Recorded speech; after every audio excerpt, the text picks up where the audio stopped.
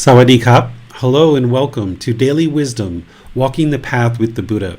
Today is our group learning program where we're progressing in this book, Developing a Life Practice, the Path that Leads to Enlightenment. We're progressing chapter by chapter each Sunday in this class, whether you're joining live, listening to this on the replay, or the podcast. We're going chapter by chapter, and this week we're in chapter 18, coming to a close of our program in about another 6 to 8 weeks. And at that point, we're going to restart the entire program all over again. So I'd like to welcome all of you guys to today's talk and discussion where we're going to be discussing God's creative action. You have free will. This is chapter 18 in this book. As we go in today's class, you're welcome to ask questions just like all of our other classes, where you can put that into Facebook, YouTube, or Zoom, and our moderators will see that. Or you can electronically raise your hand and ask any questions or follow-up questions directly. This chapter about God, it's really important for us to understand, because in order to get to enlightenment, it's really wise to have a really good understanding of all the different realms, to understand the beings in those different realms, and also to eliminate any conditioning of mind that we've experienced from other things that we've learned and practiced as part of our progress in life. And depending on where we've grown up, what community we've grown up, and what teachings that have been exposed to us, we might actually have certain conditioning of the mind where we maybe fear God, or some people might actually have hatred or anger or ill will towards God, or some people might feel like they're trying to worship God and fulfill God's predetermined path of what they feel that God is intending for them, as if God has laid out a path for them and they have to either be on that path or off that path. There's all these different aspects of understanding this being of God that is really important to get to liberation of mind.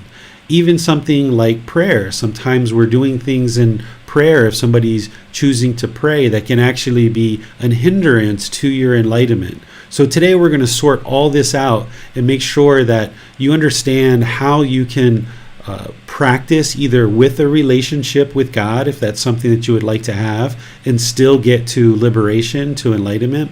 Or you can practice in a way where you don't have any relationship at all with this being called God, and you can still get to liberation, to enlightenment that way as well. So I'm going to be covering both aspects of this as we go through our class today. So feel free to ask any questions as we go.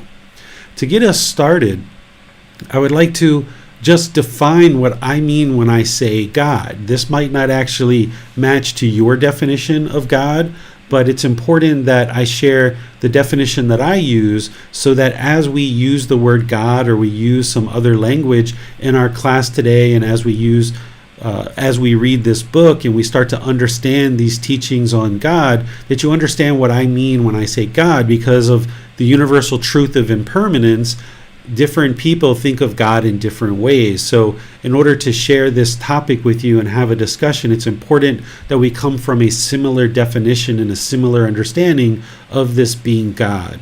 And the way that I define God in this chapter is, God is the creator of the universe and the source of all moral authority, the supreme being. Essentially, God is all-knowing and all-powerful. This is called omniscience or omnipotent.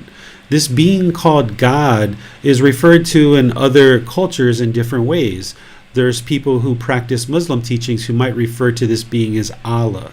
And there's other cultures and other traditions that refer to this being that I'm describing in other ways with other names. This is the universal truth of impermanence. Not everybody refers to this being in the same way, so there's different language being used. But when I use this word God, what I'm referring to is the creator of the universe and the source of all moral authority, this supreme being. And when we talk about moral authority, what we're really describing here is we're describing moral conduct or virtuous behavior. Gotama Buddha describes this as part of his teachings in what I describe as the natural laws of existence. There's different aspects of his teachings that relate to moral conduct or virtuous behavior. And what I'm sharing is, in my perspective, it's God that is the person who has the moral authority and understanding of these this moral conduct. It's Gotama Buddha as a teacher who shared the teachings, not necessarily for God, not as a prophet of God, not a messenger of God, but just as a teacher. And that's what we're learning as part of this path to enlightenment, is this moral conduct or virtuous behavior, that as we do wholesome things in the world and we make wholesome decisions, wholesome things happen. There's wholesome outcomes. Whereas if we do unwholesome things, then unwholesome things will happen for us. We have unwholesome outcomes. But it's this moral authority of God that understands this natural laws of existence. And the way that we can think of moral conduct or virtuous behavior is holding or manifesting high principles for proper conduct.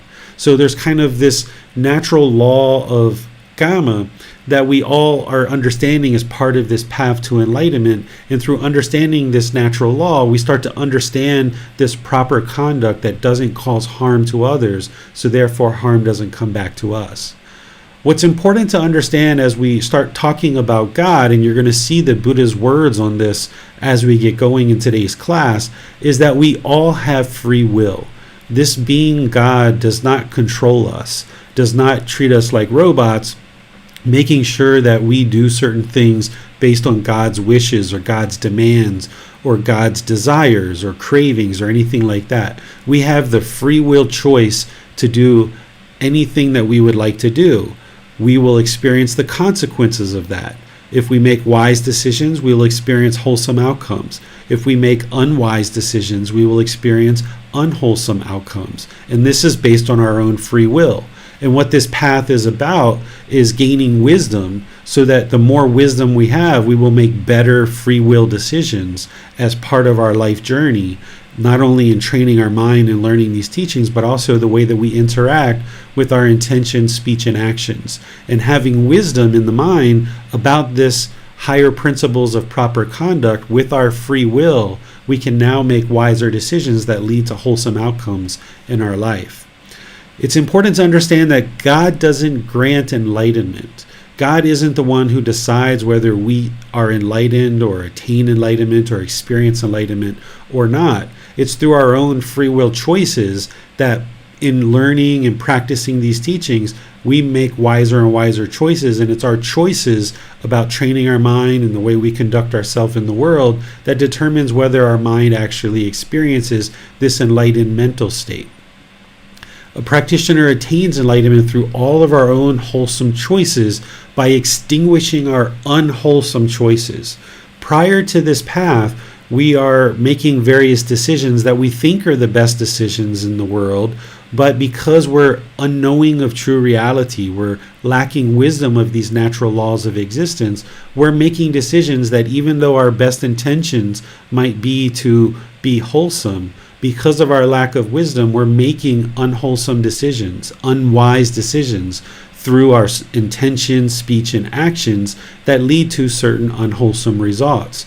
And it's when we gain this wisdom and we make more and more wholesome choices that we then can practice in such a way to train the mind and experience enlightenment. And that all occurs based on our own free will choices, not based on God or God granting enlightenment to us. So I'd like to pause right here before we really get going in today's class to see if you guys have any questions on what I'm describing as God.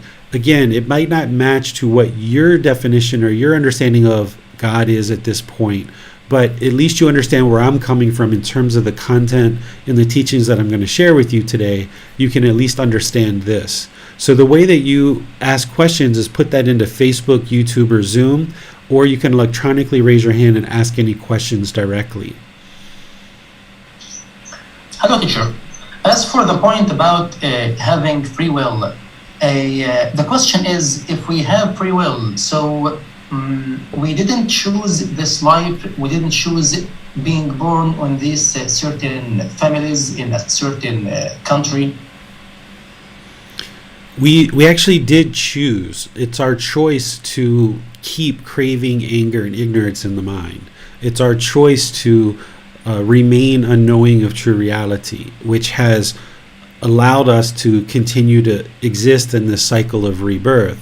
And just like now, people are choosing to learn these teachings and work towards liberating the mind through training the mind, that's a choice as well. So by us choosing to train the mind to eliminate craving, anger, and ignorance, and all those 10 fetters, then the mind experiences this enlightened mental state, and we escape the cycle of rebirth, and we're no longer born. So it's our choice to remain in the cycle of rebirth through our lack of wisdom, and that's what's causing us to continue to be reborn in life over and over and over again.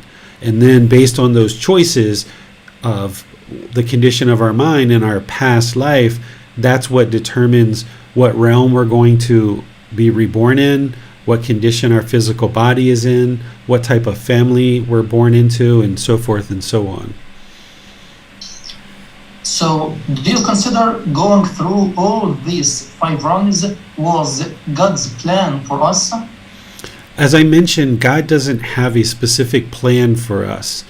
God is a practitioner of these teachings. You can think of God as a very high, well-developed practitioner of these teachings, that he doesn't have craving, desire, attachment, that mental longing and strong eagerness that we are understanding as part of craving, desire, attachment. God doesn't have a craving for us to be any particular way or have any predefined plan for us. Otherwise, we wouldn't have free will. He would be controlling us. But because he doesn't have craving, desire, attachment, he's unattached to us in terms of he's practicing unconditional love. Just like a parent has unconditional love for their child and is interested in seeing their child do well, if we practice non-attachment with our child, then we understand that our child has to make their own decisions in life. And we shouldn't be there to try to control their decisions. We should just share wisdom with them in order to help them make decisions. But then ultimately the decision is their own choice. So God functions in the same way. He has unconditional love, that he's not trying to persuade us or control us or otherwise manipulate us into being one way or another, because in his view, he loves us regardless. He has this loving kindness and compassion, just like we're cultivating as part of this path, and he doesn't try to control us to be one way or another. On Zoom, Jen has a question. Do beings born into the other realms understand that they are there as a result of their choices? Unless somebody's practiced these teachings, they wouldn't necessarily understand that. So in the hell realm, the afflicted spirits, the hell realm, the animal realm, the afflicted spirit realm, these realms, they can't really develop their wisdom because of the various qualities of their existence and also what's going on in those realms. In the heavenly realm, they can actually learn and practice these teachings, but they're oftentimes very complacent because there's only exclusively pleasant feelings being experienced in the heavenly realm. There is no painful feelings or feelings that are neither painful nor pleasant. So they experience exclusively pleasant feelings, and they oftentimes are complacent. But you can attain enlightenment through learning and practicing in the heavenly realm and escape the cycle of rebirth there. But oftentimes those beings are reborn down into other realms because of their complacency in the heavenly realm. The heavenly realm isn't a permanent resting place. None of these realms are permanent. Beings are born and reborn in and out of these realms all the time. And as somebody chooses to learn and practice these teachings, then they're aware of what's happening, and then they can take action in order to improve the condition of the mind and whether or not they're actually reborn or not. It's here in the human realm that is the most ideal place for us to learn and practice these teachings, because we experience all three feelings. We experience pleasant feelings, painful feelings, and feelings that are neither painful nor pleasant, and we have the ability to cultivate our mind. So we tend to have the motivation and encouragement to actually learn and practice, where in the heavenly realm they're able to attain enlightenment, but they don't often have the motivation. And in the lower realms, they are incapable of developing their mind all the way to enlightenment, but they can develop their mind. For example, there's many stories with animals that you guys might have seen. There was one recently that I just saw about a rat in Cambodia who was trained to sniff out landmines in Cambodia. And because the rat was really light, it didn't set off the landmines. And it discovered 100 different landmines during the course of its life, which ultimately saved a tremendous amount of human life as a result of this, and probably animal life as well. So that particular rat, even though it was a rat, it was trained by human beings, and it practiced a certain amount of loving kindness, a certain amount of compassion, and it was able to function in a way that through this natural law of Gama, even though it didn't have the wisdom of this natural law of Gama, it still made certain choices to learn from these human beings and do this activity and this task. And a animal like that is very likely to be reborn into the human realm or even the heavenly realm straight out of the animal realm. It could easily be reborn into a human existence or a heavenly existence because of its choices as part of its animal existence. And there's other stories like this with animals in the animal realm, but even though they're not aware of the natural law of Gama, it's still affecting them. Just like the natural law of gravity, that we were unaware of the natural law of gravity when we were an infant and a toddler and growing up, but it still affected us. So these natural laws of existence, the natural law of Gama, it still affects us, and it affects not only what we experience in life, but it affects our rebirth as well. A question from Donnie. He writes, may I know what did the Buddha share about fate? The Buddha didn't talk about fate because fate is kind of like a predetermined thing, where the Buddha understood that nothing is predetermined. It's all about our choices and decisions right now in the present moment that lead to certain results in the future. So it all depends on the choices that we're making. There's no such thing as fate, or we're destined to experience one particular thing or another, because everything's happening in the present moment, and based on our specific choices right now, it's going to lead to the next thing. So we're constantly making choice after choice after choice in our life, and it's leading to the next thing in life. Now, there are beings, including God, that can understand what is going to happen in the future. This is like a psychic ability. This is one of the things that happens even for people in the unenlightened state. They can have psychic abilities, and then as people's minds awaken, they oftentimes have psychic abilities.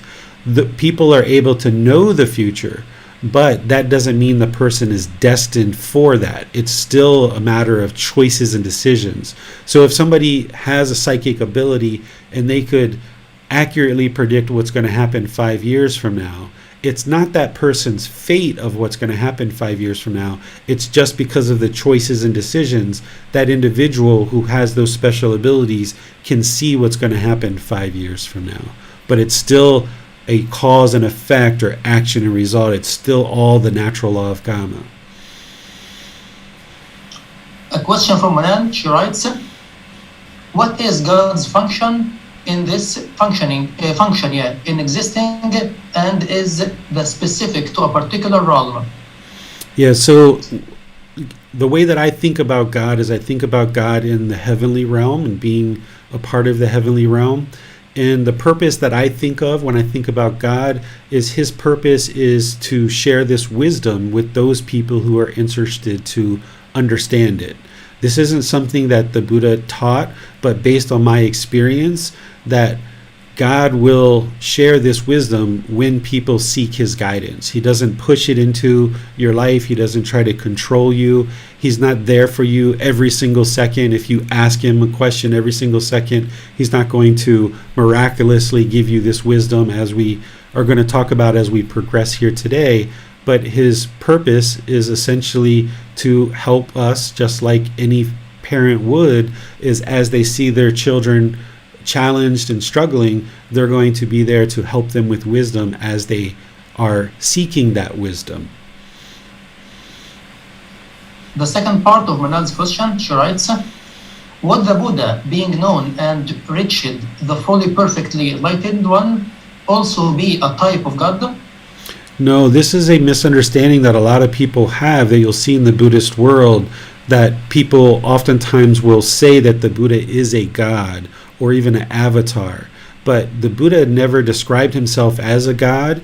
He only ever described himself as a human being, as a teacher, and even though people nowadays and after his death have gradually, certain people have attributed the qualities of God to him and maybe think of him as a god, the Buddha himself never said he was a god. So we shouldn't mistakenly think that he is a god or consider him a god, because he's not. He was a human being. There are places in his teachings where he talks about being God in a previous life.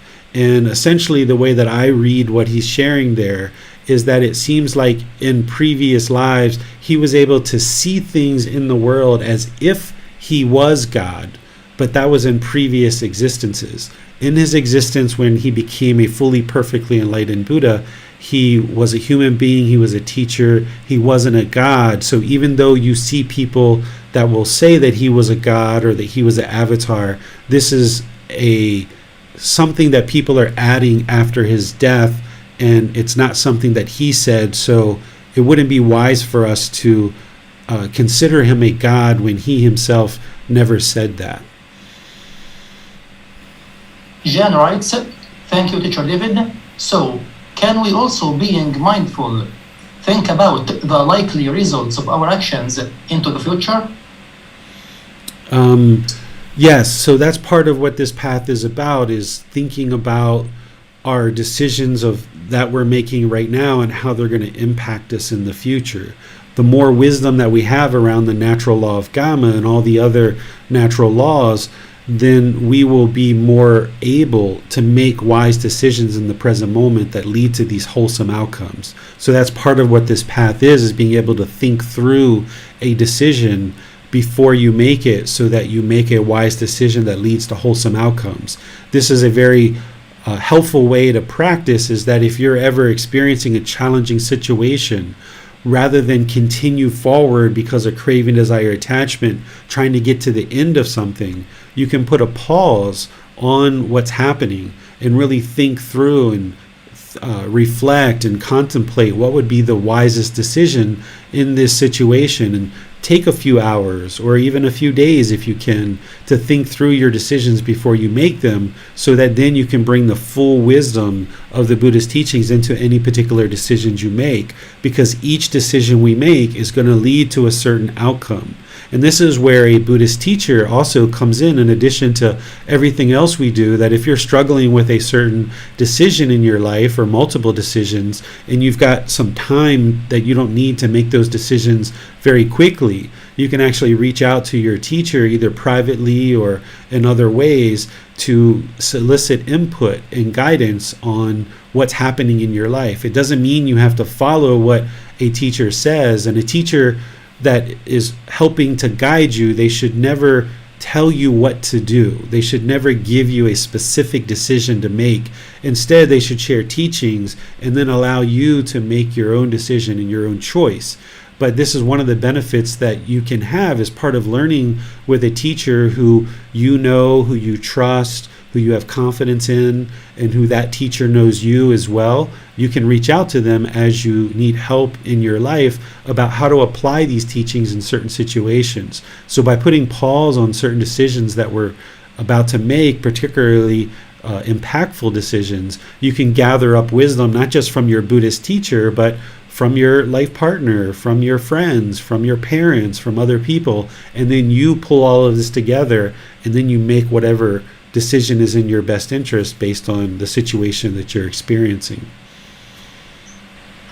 The second part of Jan's question, she writes, we are not prescient, but just realizing what might occur because of our actions.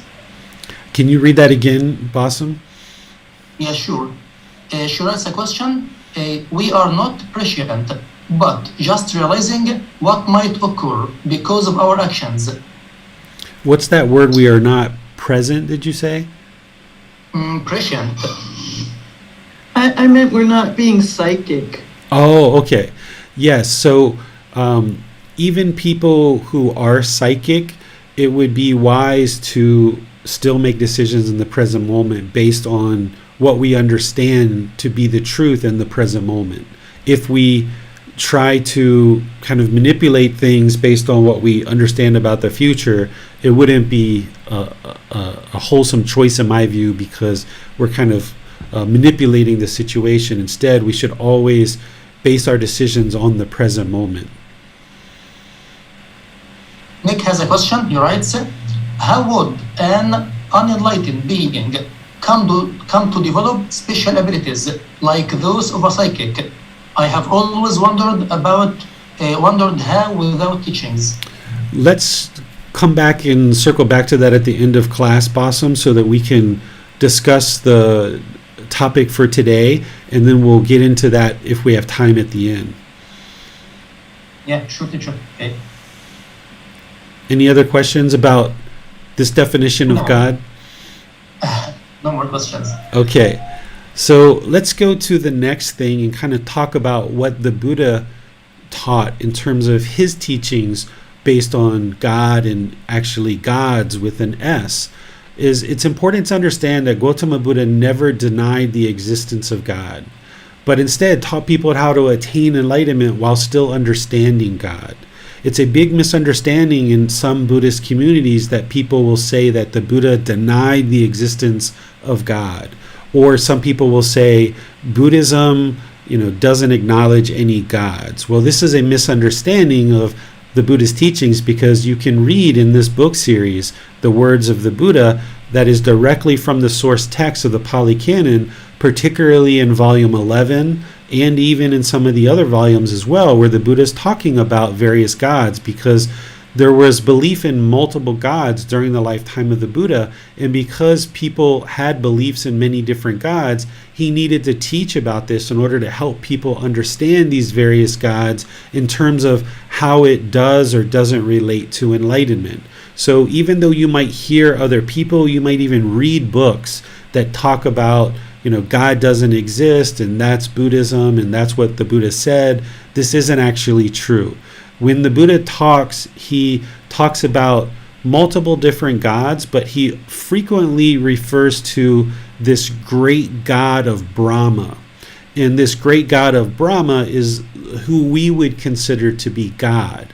And during the lifetime of the Buddha, which he died in 483 BCE, during that time, people believed in a lot of different gods. It wasn't until Jesus Christ came along, about 500 years later, that his objective was to essentially convince the world that there's only one God. So as humanity evolves, we need gradual training as a society, as a full humanity. Just like our mind in this existence needs gradual training to get to enlightenment, humanity as a whole needs this gradual training. So the Buddha didn't deny God. He didn't attempt to either prove or disprove God's existence. He focused people's attention on liberation, on leading people to enlightenment, not based on belief, but independently verifiable truth through acquiring wisdom. And because the Buddha didn't have any independently verifiable truth to either prove God's existence or disprove God's existence, instead he taught people how to liberate the mind while taking into consideration these different beliefs that people had at the time. And this is what I'm going to do in our class today, is based on what we understand about this being God today, is help you understand how to liberate the mind, either with a relationship with God or without a relationship with God. Because you'll be able to do this based on your understanding of today's class and this particular chapter as well.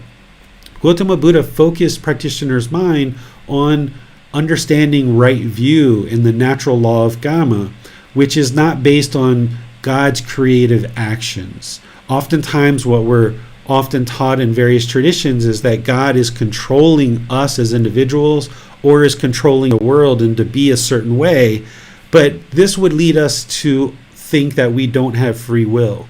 And if we think that way, then we don't have right view, because everything that we experience in this life is a result of our decisions. Either wise decisions that lead to wholesome results or unwise decisions that lead to unwholesome results.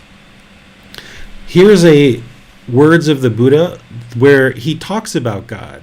So if you ever run across any book or any classes or any individual that says the Buddha denied the existence of God, here's just one place where the Buddha is actually talking about God. There's multiple places in his teachings where he discusses God, but this is one particular one that I would like to share with you to help you understand that you have free will, that it's not God that's controlling you. And the Buddha lays that out really clearly here.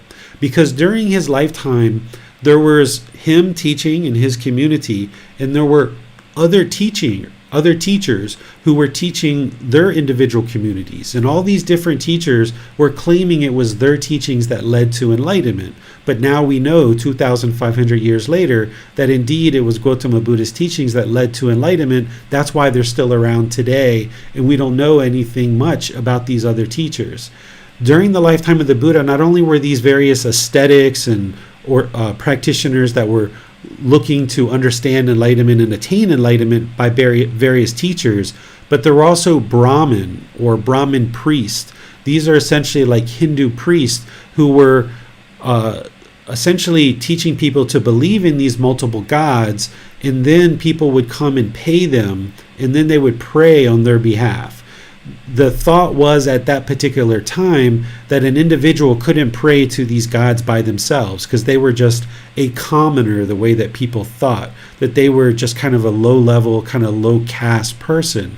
And it was these Brahmin who were kind of this upper-class group of people, these priests, that had this special ability to communicate with God. So these people, the vast majority of the population, was taught that you had to pay these Brahmin priests and then they would pray on your behalf. And the Buddha understood this about the Brahmin and understood that these other people who were ascetics that were practicing, what they were practicing wasn't leading to enlightenment.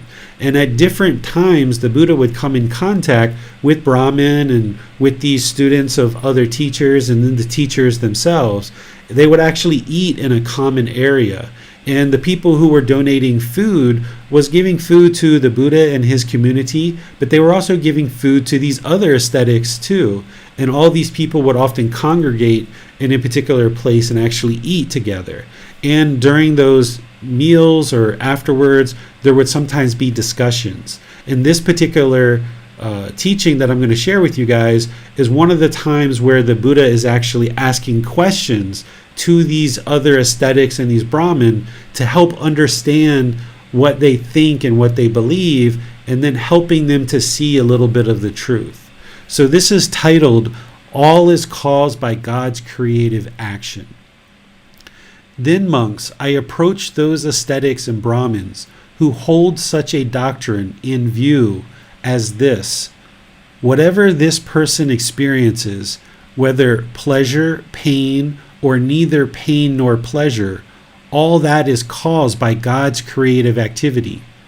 All right, so this first part, essentially what he's saying is he approached people that had the view or had the thought or had the teachings that discontentedness, pleasant feelings, painful feelings, and feelings that are neither painful nor pleasant are actually caused by God, and that God's the one who causes this discontentedness in our mind. So the Buddha approached these people that think this way and believe this way. And he said to them, or I said to them, is it true that you venerable ones hold such a doctrine in view? When I asked them this, they affirmed it. So basically they're like, yeah, that's what we know is God's causing us to be discontent. That's the reason why we're angry. That's why we're frustrated. That's why we're irritated. That's why we have happiness, excitement. That's why we have boredom or loneliness or guilt or shame or fear. All of these discontent feelings are being caused by God. And they affirmed it to the Buddha. They said, yeah, that's why we experience discontentedness. Then I say to them, in such a case, is it due to God's creative activity that you might destroy life, take what is not given, indulge in sexual activity, speak falsehood, produce argumentative speech, speak harshly, indulge in idle chatter, that you might be full of longing, have a mind of ill will, and hold wrong view. So the Buddha is like, okay, well, if God's the one's creating all this discontentedness, is he also the one who's doing all this other stuff? Which is essentially, he's laying out the 5 precepts mostly here. And then he talks about full of longing, which is craving, a mind of ill will, which is anger, and holding wrong view. This is ignorance, or the unknowing of true reality.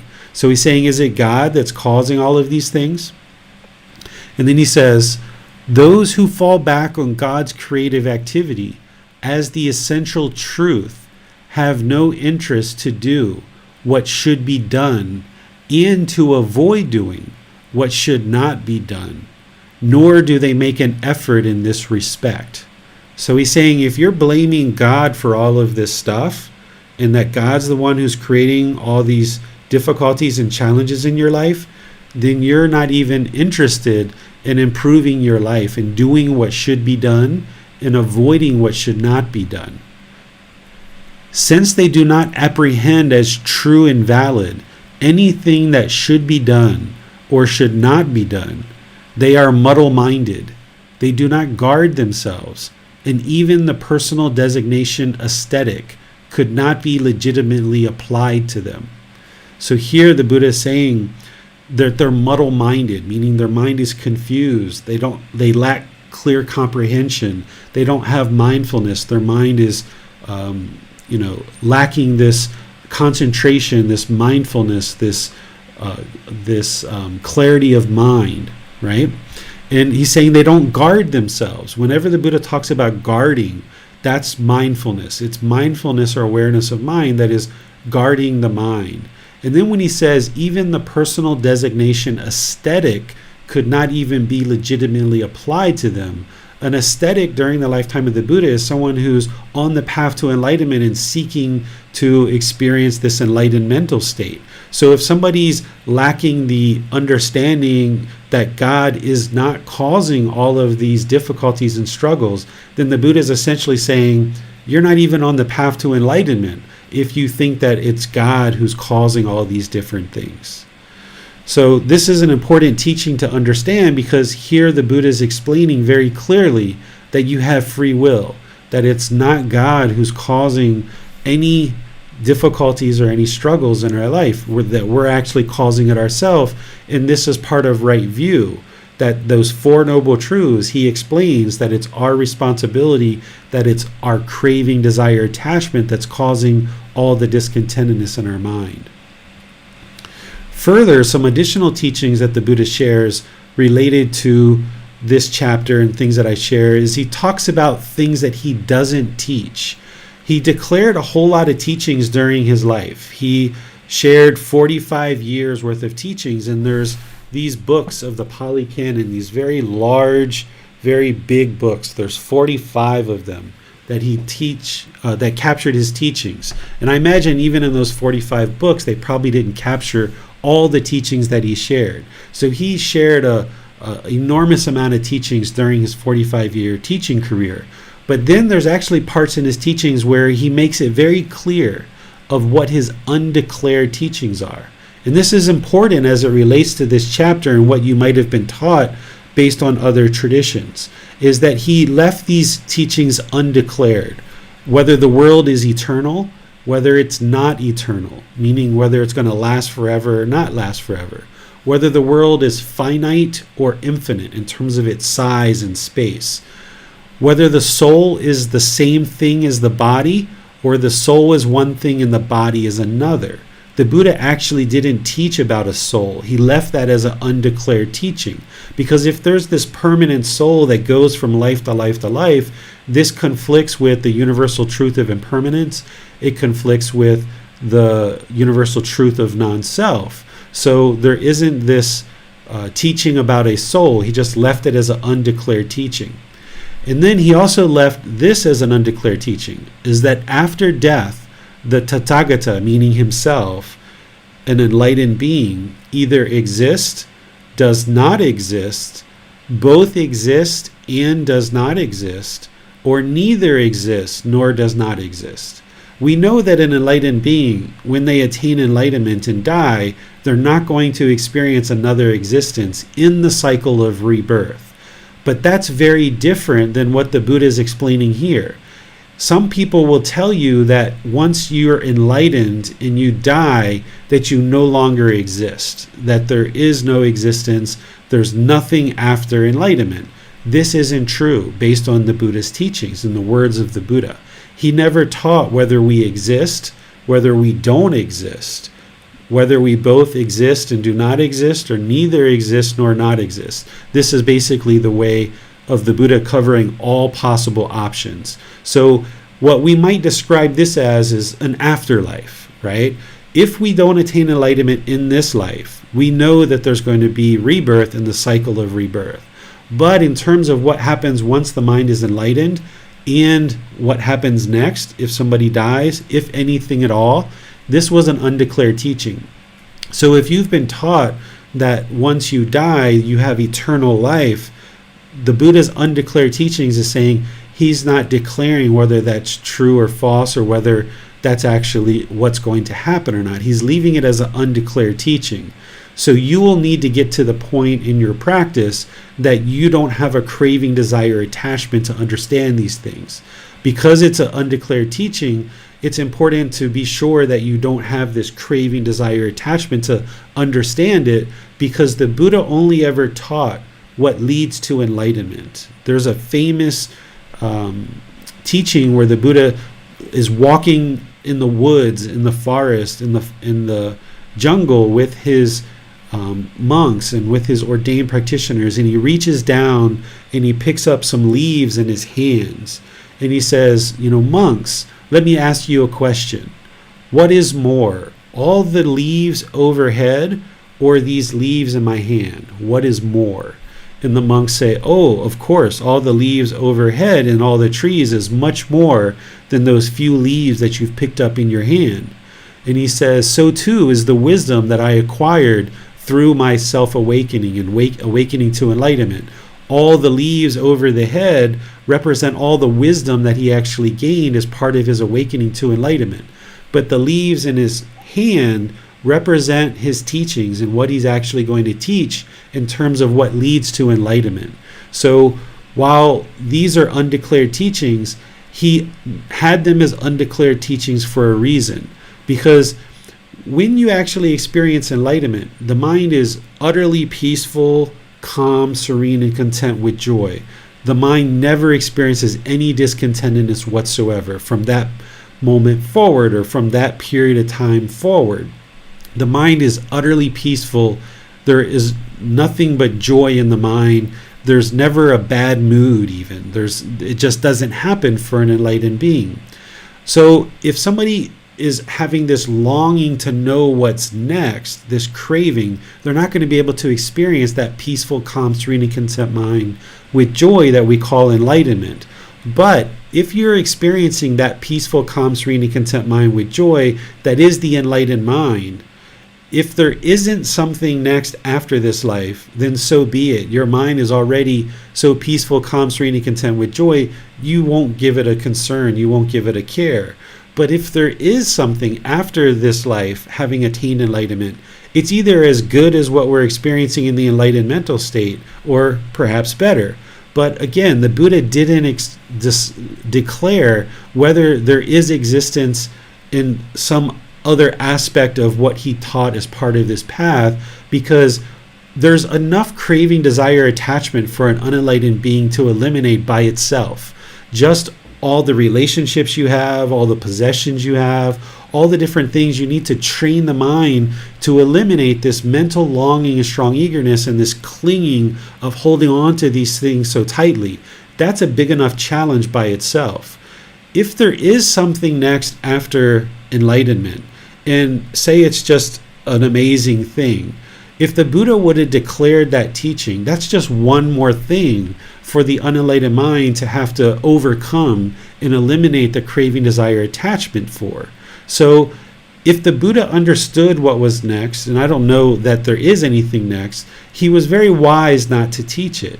But there may not be anything next, or he may have understood what was next and just chose not to teach it. I suspect that he had never experienced it before, because he only ever taught things that he experienced. Because as an enlightened being, he had never experienced being enlightened and never in experiencing death, because an enlightened being wouldn't come back into the world. So he only ever taught things that he experienced. So having not experienced enlightenment and thus death before, he most likely didn't know if there was anything next, or if he did, he just wisely chose to not declare it as part of his teachings. So you'll need to let go of this idea or this concept or this thought or this belief, this misunderstanding, this misperception that you're going to live eternal life, that you're going to have this long life that just never ends, even when there's death in this human existence, that you're just going to live forever. Because if you hold on to cling to existence, then you're going to continue to be reborn in the cycle of rebirth. So it's better to just understand these are undeclared teachings and let them go, knowing that you're never going to get the answer to them as long as you're in this life.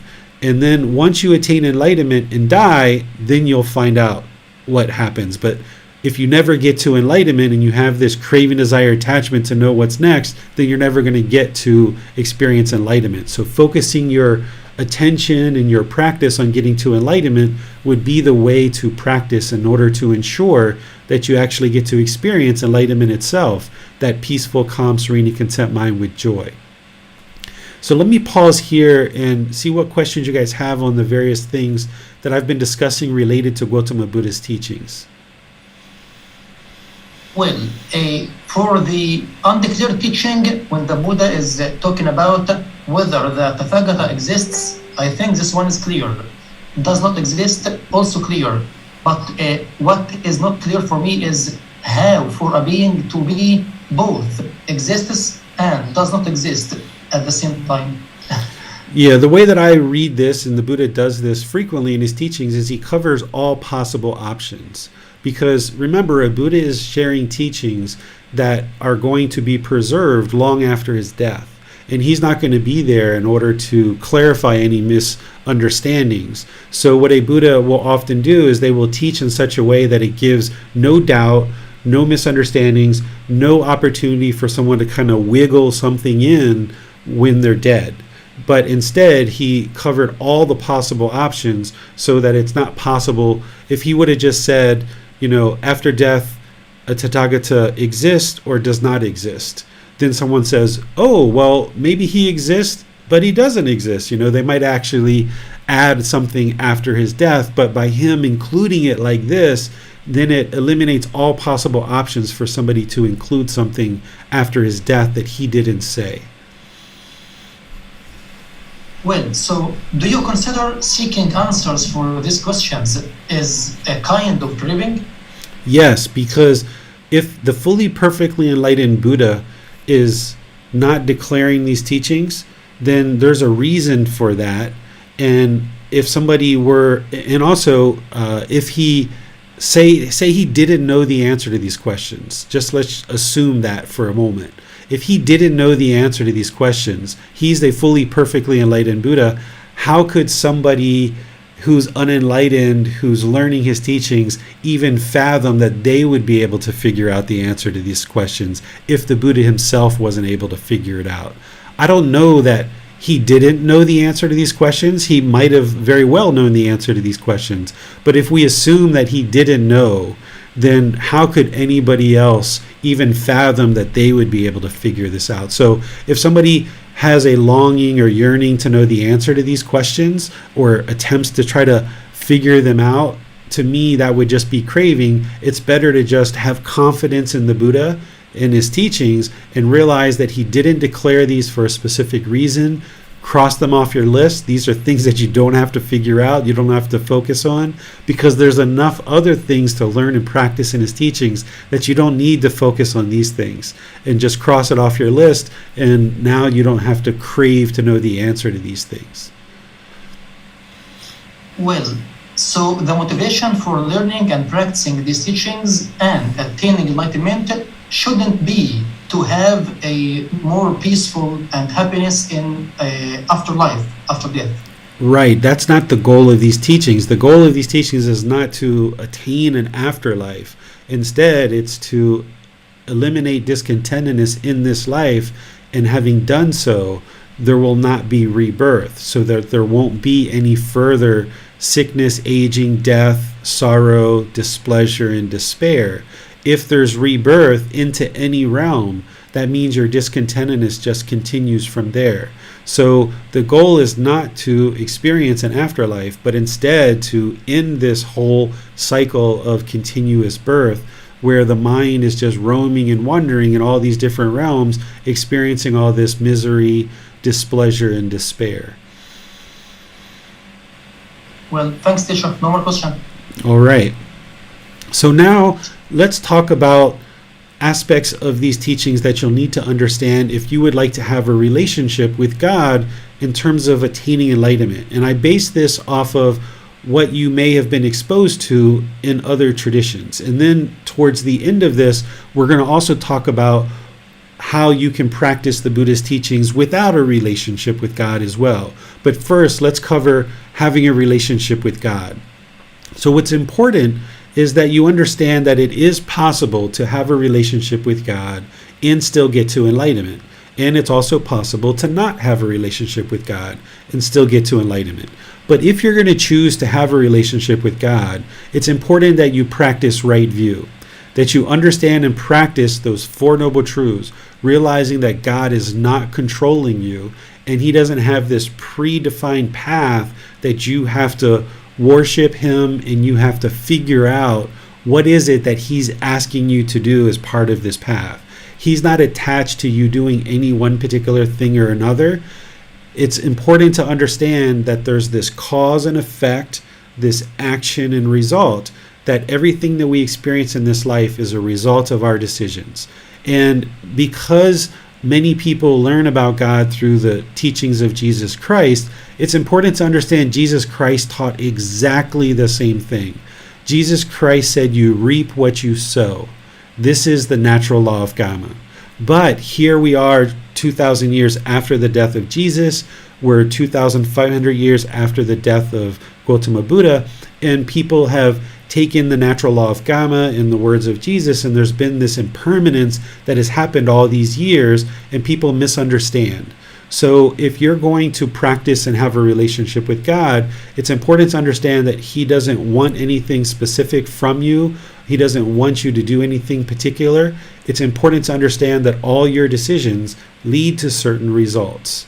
And that's the same thing that the Buddha taught. It's the same thing that Jesus Christ taught. So if you understand that, and you have this cause and effect, this action result, this free will to make your own choices, and you understand the Four Noble Truths in terms of how you cause your own discontentedness, and you can eliminate that discontentedness through your own personal choices, then you're understanding right view, and you just need to practice that more and more in your daily life.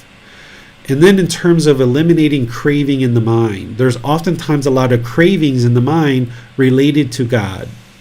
One of the primary cravings that people have related to God is we're often taught to pray and ask God for favors, or we might have certain wishes, almost treating God like a genie in a bottle. You know, if somebody gets sick or somebody gets ill, you might pray to God, asking God to heal this person.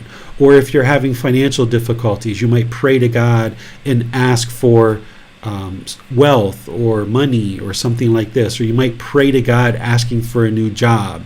It's important for you to understand that God doesn't do this. And if you're led to believe that that's what God does, if you have an injured or sick relative and you pray to God asking God to heal this person and they end up dying, then you're probably going to have a lot of anger towards God because God didn't do what you asked, right? You didn't get the objects of your affection. You didn't get your craving, desire, attachment fulfilled. So therefore, painful feelings are going to come into the mind, and then you're going to falsely attribute this to God, and then you're going to have aversion and you're going to push God away, thinking that God's turned his back on you. When in reality, you just haven't learned the truth that God doesn't function like a genie in a bottle. We don't pray to God in order to ask for favors, but instead, if you would like to pray, you can pray Gotama Buddha never taught prayer, but I'm sharing with you, if you would like to pray as part of a relationship with God, you can, and you can still get to enlightenment.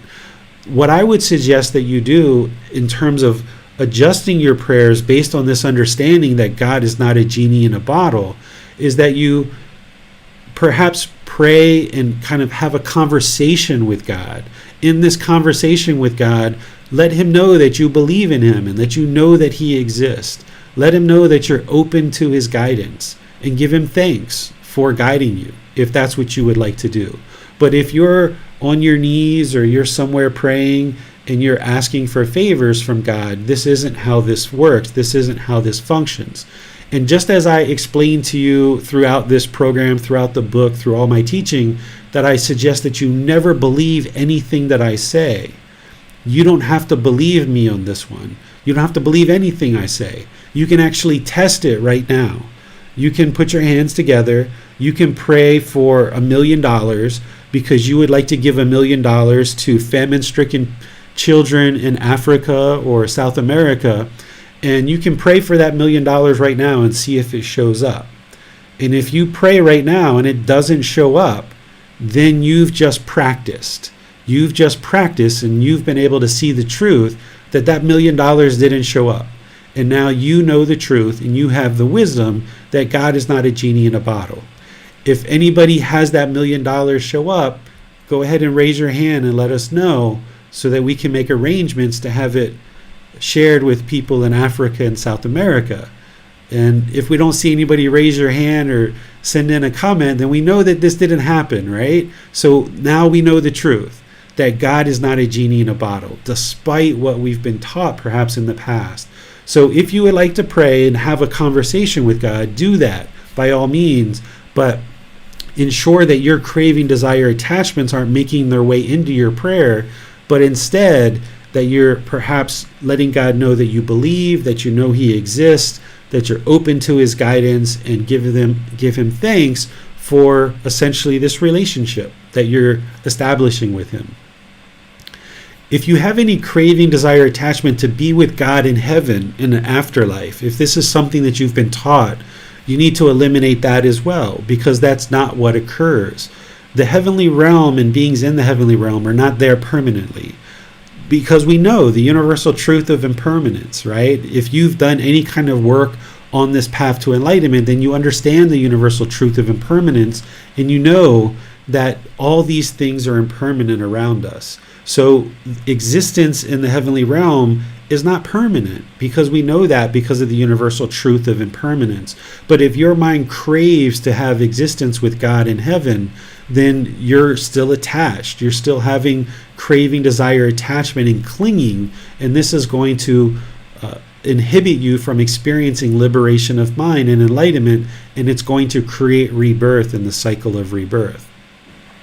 If you have any attachment whatsoever to God, and I've kind of mentioned a few of those, like if you're having difficulties and you stop and you're like, God, give me your wisdom right now, right? This is a craving, even though I shared that you can pray and let God know you're open to guidance, but that doesn't mean that you can just on a whim, ask God for guidance every single moment and he's going to immediately, beam down some wisdom into your mind. This would be an attachment. It's the same thing if you called me for every single decision that you were about to make. That would show that you're probably attached to your teacher because you're unable to make a decision on your own. So you need to accumulate wisdom and cultivate this wisdom without this attachment to God that he's going to immediately give you this wisdom whenever you demand it. If you can imagine being God, and there's these billions of people around the world praying, asking for things all the time. If you had like 5 or 10 different friends calling you up every day, asking you for something, how many days would it take before you decide to no longer be friends with them, right? Because this person is just constantly calling and calling and calling and asking for favors and asking for things just repeatedly over and over and over again. Well, God doesn't turn his back on us, but you understand that if you were God and you were somewhere in the world and there's just this constant proliferation of requests and begging and pleading and asking for things, When you know that that's not what you do, then this is an attachment, right? This is somebody who's attached to God. And you need to let go of all of that and treat God just like you would a friend or a family member, that you're have this relationship that you're cultivating with them, but you're not constantly begging for things from this being of God. Some other things to consider is that even though you have this relationship with God, there's this natural law of Gotama, which is part of right view. It's cause and effect, or action and result. You can't think of God as the one who's giving you food, for example. The food that you have, that you eat every day, this wasn't provided to you from God. Because if you think that way, then what happens when you don't have food? You're going to think that God is punishing you. And when you have food, you're going to think God is rewarding you. Or if you buy a new car, you're going to think God's rewarding you. Or if you get in a car accident, you're going to think God is punishing you. This isn't what God does. It's the natural law of Gotama. It's cause and effect, or action and result. The reason why we have food in front of us is because of our decisions. And the decisions that we make, we have the ability to acquire the necessities that we need in life. The reason why we have a new car is because we worked and we acquired wisdom, and we did really well in our job, and we acquired a certain income that allowed us to buy this new car. It wasn't God that gave that to us. So it's important that you understand the natural law of Gotama, and that you don't think about God as having punishment and rewards. That's not what God does. As I mentioned at the beginning, God practices these teachings, and he practices unconditional love. If you're a parent, you understand what unconditional love is, that you love your child whether they do good, wholesome things, or if they're doing bad, unwholesome things. You still have love for them. You still love them unconditionally. Well, if we have the thought that God is punishing us and rewarding us, this isn't unconditional love. And if we think that God is going to send us to a really bad place if we do bad things, like hell for eternity, would you as a parent send your child to hell for eternity when they do something wrong? The answer is no. If you're a parent, or even if you have unconditional love for your brothers and sisters, or even if you own an animal and you have this unconditional love for your dog or your cat, if you were God and you were practicing this unconditional love, would you send your children to this doom and fire and hell and send them there for eternity? That's not what God does. So we don't need to have this fear that we are being punished or rewarded by God if we don't meet what God wants us to do. Because God doesn't have any craving, desire, attachments for the things that he wants us to do. He's also not controlling this world. It's our own decisions that lead to our own results. If there's anyone who's punishing us, it's us punishing ourselves. Because of our lack of wisdom, when we make decisions and we have certain choices that lead to a certain result, that result is because of our own decisions. So if you get rid of this whole idea that God is punishing or rewarding us, then you can perhaps let go of any fear that you have in relationship to God. As I've mentioned previously, that you can understand God as a practitioner of these teachings, that he's not attached to us, that he's not responsible to restrain us, that if we're going to do something unwholesome, it's not his responsibility to pull us back and hold us back from that. In fact, if you have a child and you've told your child many times to not touch the hot stove, and you've pulled them back and pulled them back and pulled them back, and you've mentioned to them several times not to touch the hot stove, but they keep going towards the stove, eventually what you might choose to do as a parent is just let them get close to the stove and feel the heat coming off the stove. And when they pull their hand back because they felt that heat, now they've got the wisdom. So even though you've told them 10, 20, 30 times not to touch the stove, the craving, desire, attachment in the child's mind is they want to touch that stove. And at a certain point, you just kind of let them get close to the stove, ensuring they're not going to permanently harm themselves in terms of this existence or this life. And by doing so and not restraining them, they actually gain wisdom. So God's objective, God's responsibility, God's purpose is not to restrain us from all the harms that we do. Because part of that experience that we have, we actually gain wisdom as a result of that. And then we learn not to do that again. So God isn't trying to control us, or his responsibility isn't to restrain us. And that's important for you to understand, because sometimes people look at the world and they see all this harm in the world. They see poverty, they see famine, they see people struggling with birth defects, or they see accidents and harms that come to us. And some people believe that God's the one who's causing all of that. But if you understand the natural law of karma, and you understand that God is not controlling us, then you understand that God isn't causing all of these problems in the world. We are causing all these problems in the world. Back to the Four Noble Truths. It's cause and effect. It's action and result. We're causing the discontentedness in our mind. And because of craving, anger, and ignorance, we're making certain choices in the world that's leading us to things like a harmful environment. If we think about the environment and we think about how the environment is really struggling and we've harmed our environment, that's not God that did that. That was all of us and all the people before us that have chosen to do things through our choices and decisions that have led to certain harms. So it's important that you understand that God's job is not to restrain us. He's not the one who's causing these harms on earth. It's our own decisions that are doing that. If you think about what this God may be interested in, is God is interested in seeing all of us live in harmony. But we can only do that if we acquire wisdom. If we have craving, anger, and ignorance, we can't live in harmony. So it's this wisdom of the natural laws of existence that allow us to live in harmony with each other. And of course, God is interested in seeing that happen. But he's not controlling it. He's not forcing it. He's not coercing us. He's not fearing us. He's not guilting or shaming us into do that. He's allowing us to make our own free will choices. Are we going to acquire wisdom and improve our decision making or not? And it's our own choices, our own decisions. God is not punishing us and rewarding us for our decisions. It's our own decisions that are coming back and creating any kind of unwholesome results. So the more wisdom that we have about these natural laws of existence, then we can live in harmony with each other. And of course, God is interested in seeing that happen, but it's up to us to be able to choose to make that happen.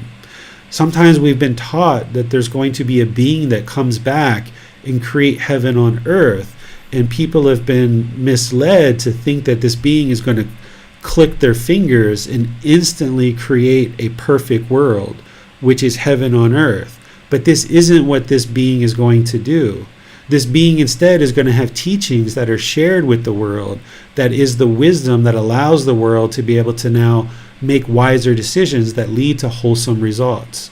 But when or if people choose to do that is totally up to those individuals. It's not God that's forcing people to do that, and it's not this being that's going to force others to do that. Everybody has to choose to do it based on their own free will. So if you understand these things, this is how you would need to practice in terms of having a relationship with God. But now let's just talk for a moment about if you don't have an interest in having a relationship with God, and then I'll open up to all the questions that you guys have. If you don't have an interest in having a relationship with God, then that's completely fine.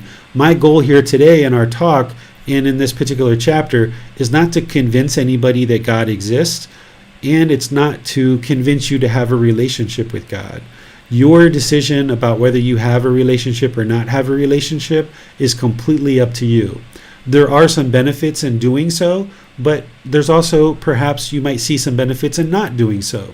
But if you've had conditioning of your mind where you think that God is guilting us, shaming us, or fearing us into a relationship, or if you think God is punishing and rewarding us, and you maybe have some anger and hatred and ill will towards God, you're going to need to eliminate that. You're not going to be able to have a relationship with God in terms of attaining enlightenment if you have this anger, hatred, and ill will, but also if you are interested in not having a relationship with God, you're not going to be able to do that either and actually attain enlightenment. So, Basam, I just noticed that you're behind a couple slides. I'm all the way to the last slide now. So if you're interested in not having a relationship with God, you need to still cultivate loving kindness and compassion for all beings. You need to eliminate any anger, hatred, and ill will that might have developed based on conditioning of the mind. If you've had certain negative experiences in a church or with certain leaders of a church or of certain mosque or certain temples or certain backgrounds where you've been brought up in a tradition that teaches about God and you've experienced certain harms as a result of that, you need to understand that those harms that were experienced was based on individual people who were in that community. It wasn't God that was doing those things. So if you've felt coerced or if you've experienced fear or guilt or shame that was being taught to you, or you've been taught punishment and rewards, or there's even some people in the world that have had sexual, physical, or mental abuse in places of worship where it's being taught that this is a place to worship God. And it's really unfortunate that these people have experienced these things. But this isn't God that did that. This was individual people that did that. So if there's any kind of anger, hatred, or ill will that has been developed as part of your experiences and your conditioning of growing up in this world, you're going to need to let all of that go. And even if you are interested in not having a relationship with God, that's completely fine.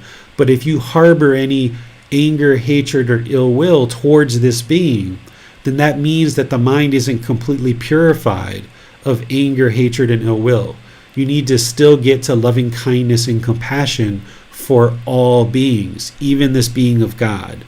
So if you do have anger, hatred, and ill will, I've already taught how to eliminate that as part of this path, which is loving kindness meditation. So you can perhaps include God into your loving kindness meditation. Even if you're not interested in having a relationship with God, you still need to eliminate any anger, hatred, ill will that you have towards God, or else that impurity is still going to be in the mind, that pollution is still going to be in the mind, and therefore it's going to inhibit you from experiencing liberation and enlightenment. So whether you have a relationship with God or you don't have a relationship with God, you're still going to at least have to eliminate any anger, hatred, and ill will towards God as part of this path to enlightenment. That's everything that I was going to share on this topic. There's more details in this particular chapter, but what I would like to do is just open up to any questions that you might have. And Basam, you might be interested to go one slide back so that people can see in Zoom what I shared there as we were talking. So any questions that you guys have on anything we've discussed today, you're welcome to ask those through Facebook, YouTube, or Zoom and putting them into the comment section, or you can electronically raise your hand in Zoom and ask any questions that you like. Well, I was wondering about an entity like God who has a lot of love towards his creatures. Why God didn't provide us the teachings that would lead to enlightenment without waiting for eons for a Buddha or more Buddhas to arise in the world and give these teachings? The way that I think about this is that humanity wasn't ready for them yet. As we evolved as beings of where we are today, early in life, we were beings that were trying to figure out how to even communicate with each other. There was at one point in time that what our ancestors weren't even able to communicate. There were just grunts and moans. We were trying to figure out tools and how to eat and how to feed ourselves. We were figuring out how to cultivate food and how to create shelter and how to have clothing. So the beings that we are today, and we think about our intelligence that we have, this was all based on consistent development over multiple centuries, going way back with human evolution. In human evolution, as we were gradually evolving, we were figuring out all kinds of things on the planet, and we weren't yet ready for the teachings to understand how to liberate the mind, because we didn't even have communication with each other at one point. We didn't even have a consistent food supply at one point. But now we're at a point in history where this communication has been figured out, the cultivation of food has been figured out, clothing has been figured out, shelter has been figured out, even our ability to share information. I mean, look at us sitting on the internet now, being able to share content all across the world, anywhere on the internet. This just wasn't possible so many years ago. So it's only now that we've gotten to the point where we can write these teachings down, we can capture them in audio and video, we can share them all over the world, and all of humanity can now learn and practice to the point where all of us can attain enlightenment, liberate the mind, and actually create heaven on earth. Manal has a question. She writes, the mind is going back to think if there is embodied wisdom in the Buddha's words related to God beyond the message of eliminating craving and longing about what happens in the afterlife. Much similar to the Buddha's words in the Four Noble Truths, where the teaching ends with an indicator of what the path leading to elimination of discontentedness would be, the Eightfold Path.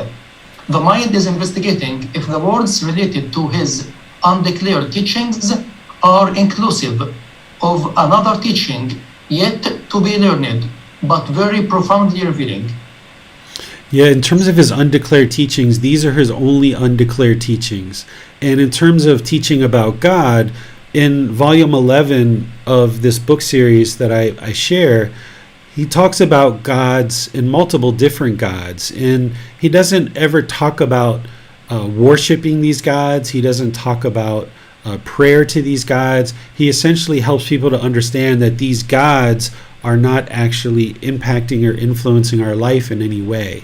So that one particular teaching that I shared in this class and in this volume of the book, he really makes it very clear that we have free will.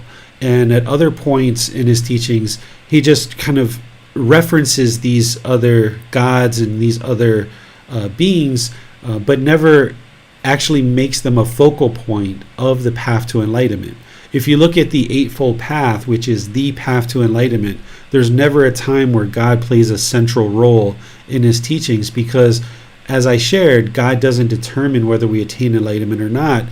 With the Buddha observing that the vast majority of the population during his lifetime was paying money to these Brahmin priests in order to pray on their behalf, the Buddha understood that this wasn't how the world works, that these individuals who were paying money to these Brahmin priests, and then these Brahmin priests were going off and praying, but yet these people going back to their farms and to their villages and to their businesses, they didn't have the wisdom that they needed about how to make better decisions in their life, so their life wasn't going to get any better by just paying money to the Brahmin and having them pray on their behalf. So the Buddha just kind of mentions these different gods and these different beliefs throughout his teachings, but he never makes it a focal point, because he knows that the primary hindrance to all the difficulties and struggles that we have is ignorance, or the unknowing of true reality. So what he's doing as part of his path to enlightenment is sharing wisdom, and it's that wisdom that is going to transform the mind and transform people's lives, not this giving money to Brahmin and asking them to pray on their behalf. And this also bred a lot of corruption during the lifetime of the Buddha, because as people were paying money to the Brahmin, maybe they paid $5 today for a prayer, but tomorrow they showed up and it's like, oh, it's $50 now. Huh? Why? Well, because we said so. And these people had no recourse. They were believing that they couldn't pray to God themselves, so they were kind of stuck having to pay whatever money the Brahmin were asking for. So the Buddha cut through all of this in a very skillful way and helped people to observe that it's their own decisions that lead to certain results in the world, and it's their ignorance or their unknowing of true reality that is truly hindering them from experiencing liberation and experiencing a better way of life. So he delivered the wisdom that they needed, and then they could see the truth for themselves, that they could independently verify his teachings, that it wasn't based on belief, and they could observe that the condition of the mind was gradually improving through practicing this Eightfold Path. And there's no part of the Eightfold Path, which is the path to enlightenment, that involves God. Jan writes, thank you, Teacher David. I have learned while my mother was ill and died the blue medicine Buddha meditation. This included a salutation, a visualization, and a chant. To me, this was similar to prayer, but I was taught not to request anything, such as that my mother be comforted. Would you please offer some guidance about this sort of meditation? Yeah, so what the Buddha taught during his lifetime and what we have in the Pali Canon, this is the words of the Buddha. And then later, anywhere from 500 to 1,000 years later, Mahayana Buddhism comes about. And then off of that comes Zen Buddhism. And then about 1,000 to 1,200 years after the death of the Buddha comes Vajrayana Buddhism or Tibetan Buddhism. These forms of Buddhism that they're labeling as Buddhism gets farther and farther away from what the Buddha actually taught. In these other forms of Buddhism, you will see rites, rituals, ceremonies, worship. You will see prayer. You will see belief that if you hit gongs, certain magical things are going to happen. Or if you prostrate to the ground a certain number of times, these things will happen. So these are all things that aren't part of the path to enlightenment. What I would guide somebody to understand if their parent was sick or ill is, rather than pray for any kind of beneficial outcome, is instead make wise decisions through consulting with medical practitioners to get the care for mom or dad or grandma or grandpa that they need in order to help them improve their medical situation. That's what's actually going to produce the benefit. And then at the same time, I would help them to understand to try to let go of any kind of craving, desire, attachment to mom, dad, grandma, grandpa, or whomever, because if this person does die in this particular situation, it's going to hurt really badly with the pain from the craving, desire, attachment. We know that mom and dad's going to die. We know grandma and grandpa's going to die, but not because God is killing them, not because God is taking them back. They're dying because they're born. This is the universal truth of impermanence. So if we understand that at the time that somebody's sick, or at the time somebody's medically ill, or they're having an injury, our first reaction shouldn't be to pray to God and ask for him to fix this situation. Our first response should be, let me maintain the calmness of mind. Let me maintain my mindfulness or awareness of mind. Let me maintain my concentration so that I can get some wisdom to come into this situation, talk with the medical professionals, and get the help for the person who's in my family who's having a hardship. This is what's going to produce the results. And for someone who understands the natural law of karma, and that it's wisdom that's going to produce these beneficial results, then that's what's going to help us. Whereas if we ran into the hospital and we were demanding and forceful and impolite, unkind, unfriendly, disrespectful to the nurses and the doctors and the staff and all the people that are helping us, this isn't going to produce beneficial results for us. Whereas if we understand things like generosity, loving kindness, and wisdom, as well as right intention, right speech, and right action, now we can calmly enter into the hospital environment, assess the situation, understand what's going on, and see if there's some wise decision making that we can employ in order to help our family member who's maybe in a difficult situation with their health. Nick says, if there's time, we can circle back to this question. Sure.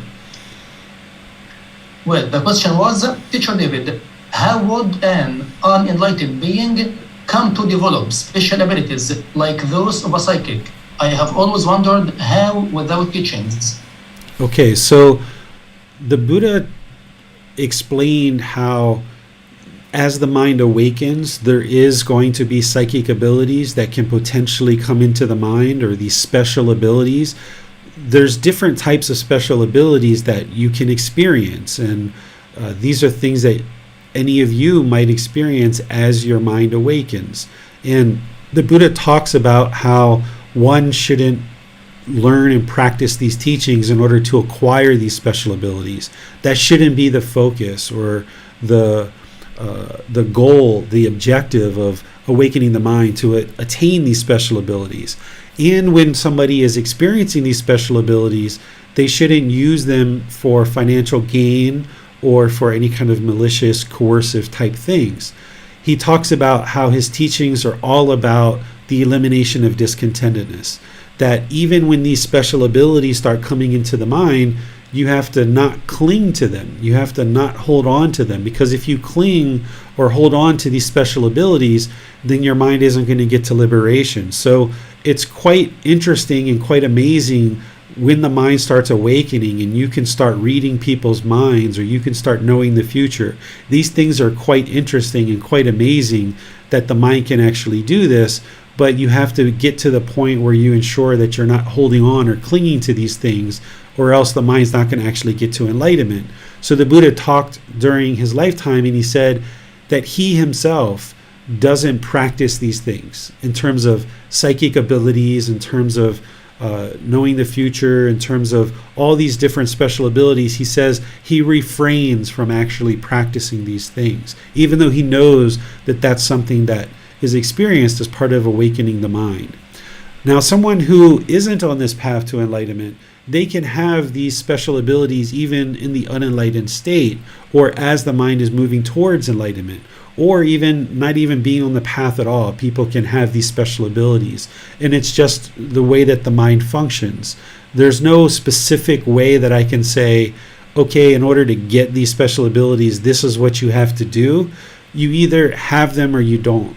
It's not a matter of doing a particular thing in order to get these special abilities, because that would be a craving, desire, attachment if somebody was pursuing certain objectives in order to acquire these things.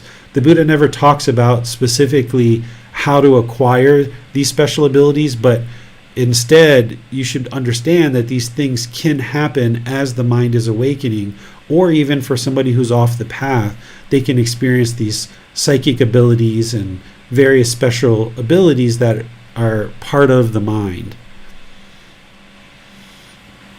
Well, do you consider developing a relationship with God as a bonus, as something that helps us in our path to enlightenment?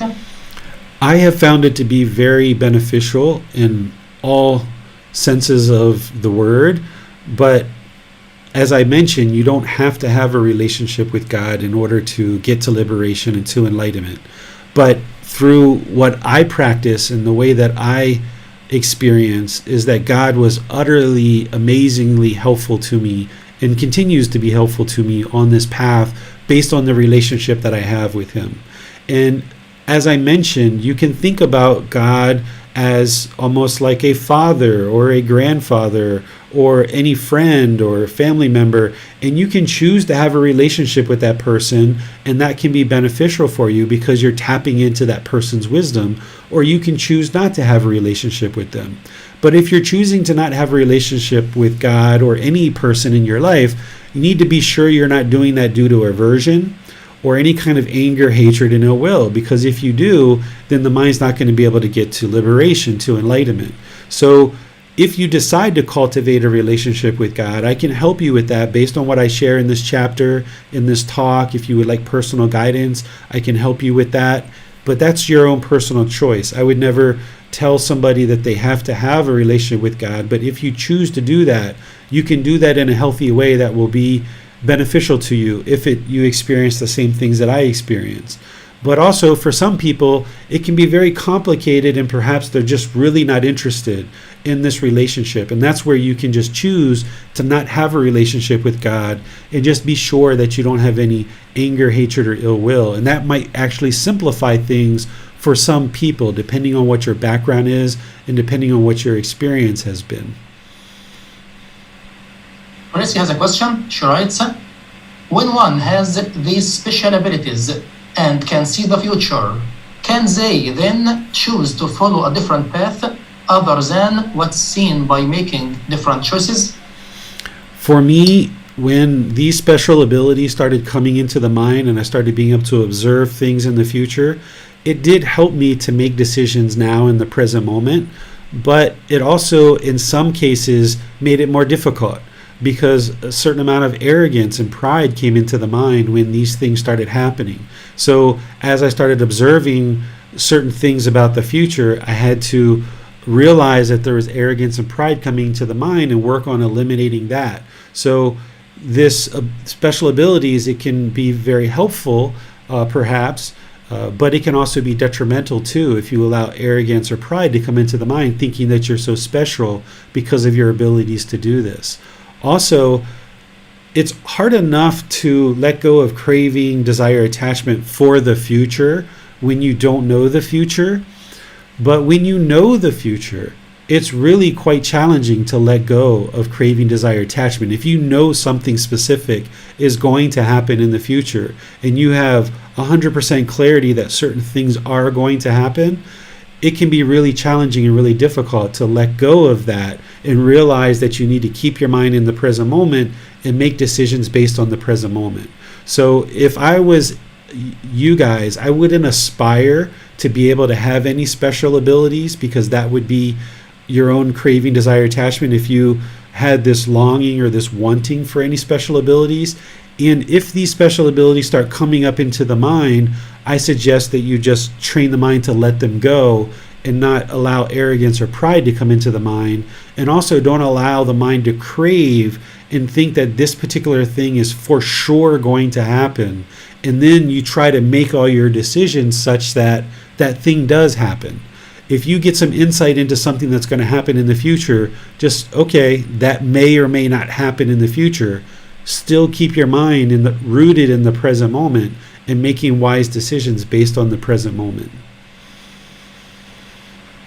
It seems that civilizations, very old civilizations from thousands of years ago, know about God.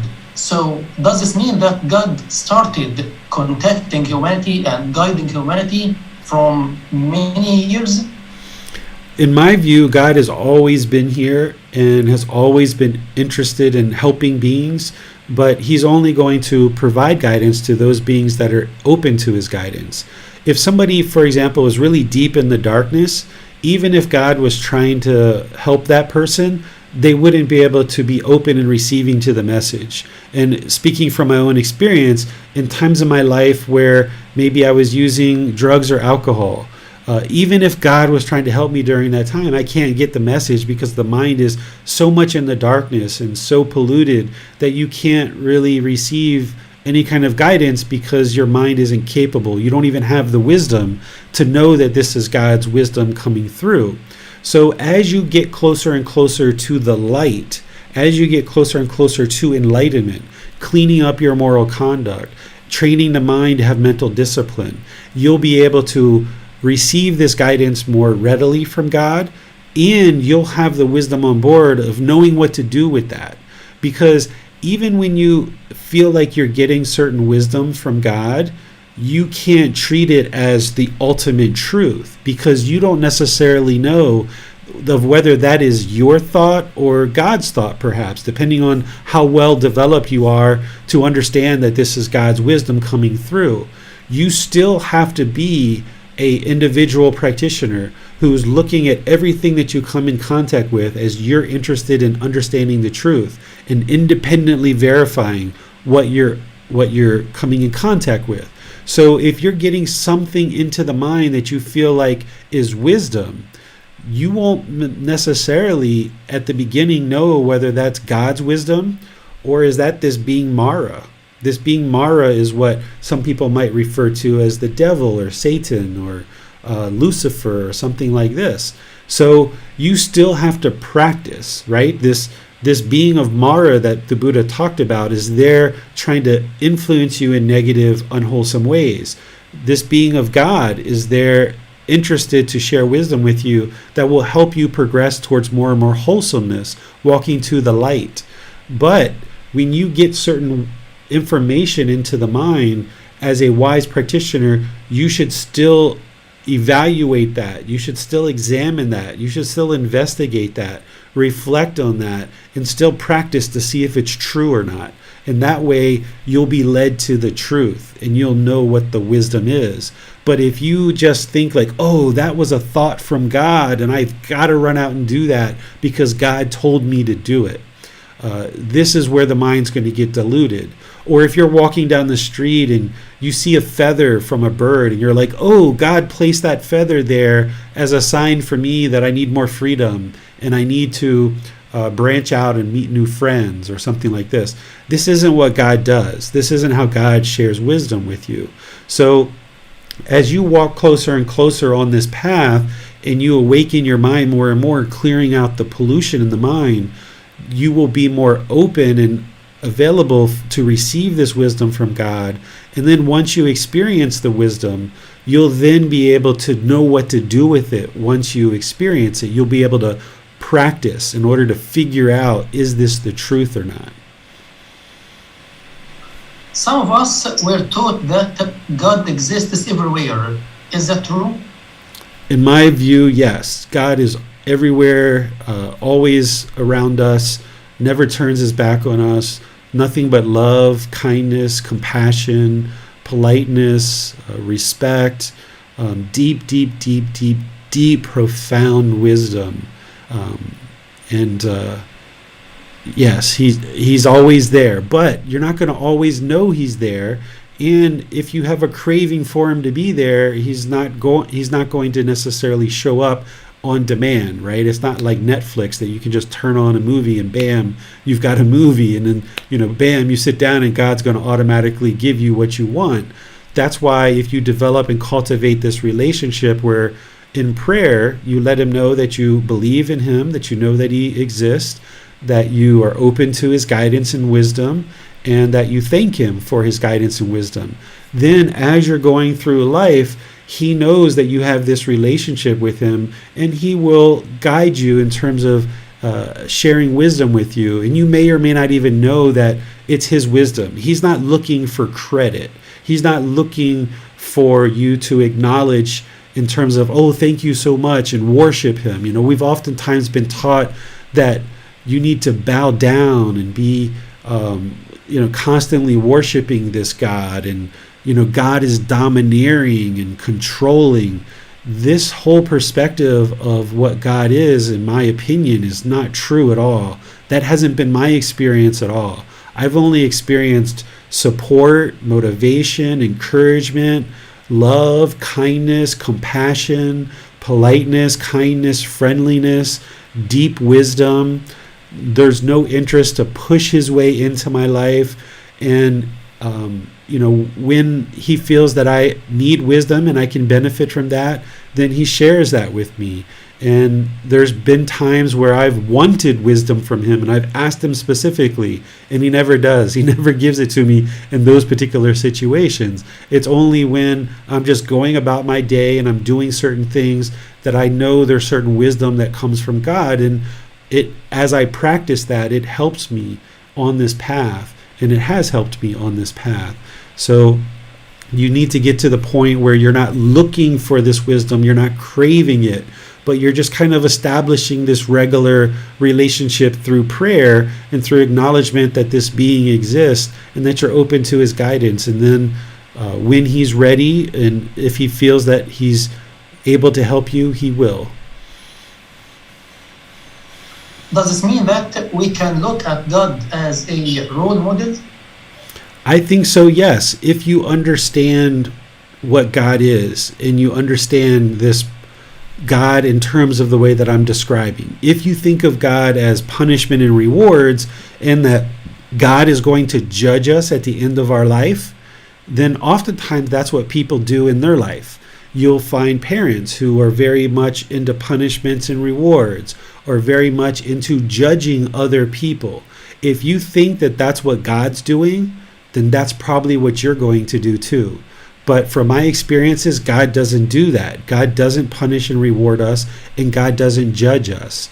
So if you look at God in the way that I describe in this chapter, in terms of this loving, caring, compassionate, friendly, polite, respectful, deep wisdom, and if you think about God in those terms, then yes, he can absolutely be a role model for you. But any of those unwholesome qualities that have perhaps been shared with you through other communities or other traditions, don't use any of that for a role model, because that's not what's going to lead to liberation. Many thanks, teacher. That's all for today. All right. Well, thank you all for joining for today's class. As you see, this being of God is not necessarily what we grew up with, depending on what we've been learning and understanding as we've grown up. And I realize that things that I've shared today might be very different than what you've been exposed to in the past. And in my view, that's very good. If you're learning from a teacher who's sharing everything with you that you already know, then you have no use for that teacher whatsoever. They're not going to benefit you at all, because everything they say you already know. So if there's things that I've shared today that are different or opposite or completely in conflict with what you've understood about this being of God in the past, to me that's a very good thing, because you're getting a new perspective and a different view of this being of God. And that can really help you to move forward in life and start to better understand and have a more healthy relationship with this being of God. Because if we go around thinking that God is punishing and rewarding us, if we think that God wants us to constantly worship him, if we think that God is here to fear us into doing certain good or bad things, then we're going to have a very difficult and turbulent relationship with God. And that might be where you've been so far in your life. And if that's where you've been, I completely understand, because I've gone through those experiences myself. But to liberate the mind and give it this freedom as it relates to this being of God, if you start thinking about God in the way that I've described in this chapter, and if you'd like some more guidance, you're welcome to reach out and get some more guidance to maybe reflect on some of the things that you have been taught as a child and as you've been growing up. I'm more than pleased to help you, better reflect on this being of God. This chapter and this talk isn't to tell you how you should think about God. It's not to force you or convince you that God exists or that God doesn't exist. It's not to impress upon you of what you should think about God.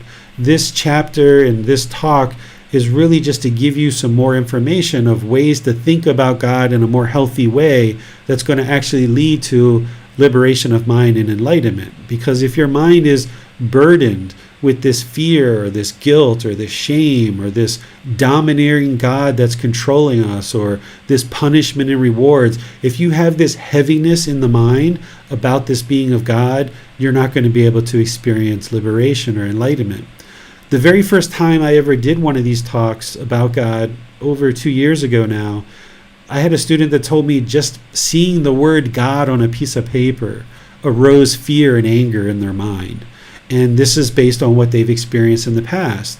Particularly, certain groups of people who talk about God will sometimes say that God has negative views and opinions about certain relationships. If you are in a same gender relationship, some people profess and they teach that God is unloving of someone who is in a same gender relationship. This is completely untrue. It's completely false. Maybe those people themselves feel that way, and they're trying to communicate what they feel, and they're casting their feelings onto this God and saying that that's how God feels. But from my experience, God does not feel that way at all about someone who has a same gender relationship. Or if there's been other things like this, that maybe you've been taught that if you get a divorce, that this is, a bad thing and God will judge you when you die and you're going to go to a bad place if you get a divorce. This isn't true, because this universal truth of impermanence, God understands these teachings and these natural laws of existence. So a divorce is essentially impermanence. I'm not saying that someone should necessarily go out and get a divorce. Everybody needs to make their own choices. But there's been constant things that have been taught to us throughout our life about various decisions that we might be interested to make. And based on those people who are teaching and what their personal views are, they might share that these are what God's personal views are. But there's no evidence of that whatsoever. From my experience, God has no attachment to us doing one thing or another. It's all our free will choices, and He's not trying to coerce us or guilt us or shame us or fear us into doing any one particular thing or another. So if you've experienced any of this in the past, you're going to need to let that go and realize that perhaps people were sharing that with you at different times in your life, but there's no evidence that that is true in regards to this being of God. And if you decide to cultivate a relationship with God, you can come to understand that to be true. If you choose to not have a relationship with God, then you'll come to understand that to be true as well. Because if you don't have a relationship with God and you still get to enlightenment, then you can see that God isn't controlling you. You can see that God isn't domineering, that God isn't requiring you to worship Him. Because if you can get to enlightenment, to this peaceful, calm, serene, and content mind with joy, with a relationship with God or without one, then you can see that, you have complete free will, that God isn't controlling you whatsoever. So thank you all for choosing to learn this content. And while there might have been some things that I said that could maybe cause some painful feelings or some difficulties in your mind as you hear these things, just remember that this is based on your own conditioning, your own craving, desire, attachments. If any painful feelings came into the mind based on what I've shared, this is an indication that you've got some craving, desire, attachments in relationship to this being called God. And it's important for you to face those fears and face those challenges, face those difficulties, so that you can eliminate them and ultimately get to a point where you have no anger, hatred, or ill will towards this being. Next Sunday, we're going to be in chapter 19, which is titled,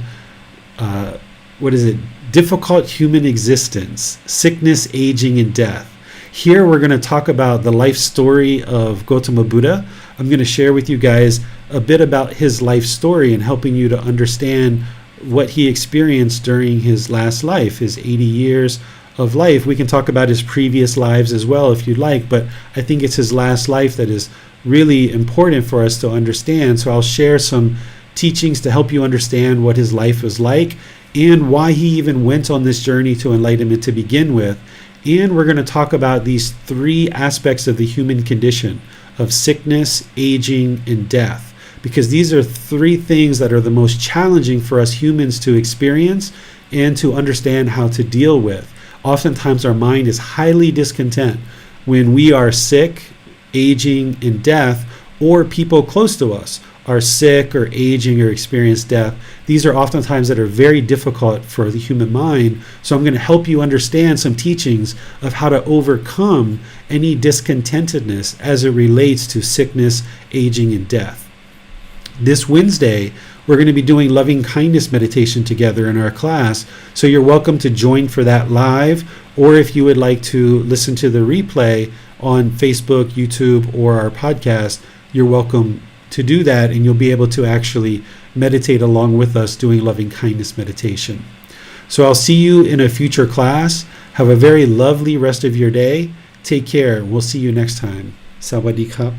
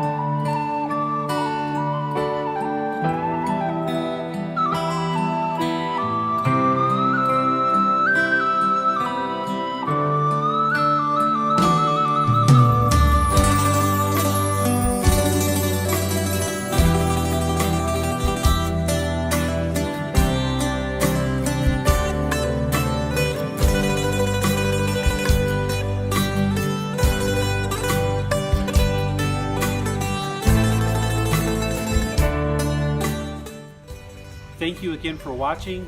Enjoy your meditation. Look forward to seeing you online and answering any questions that you might have.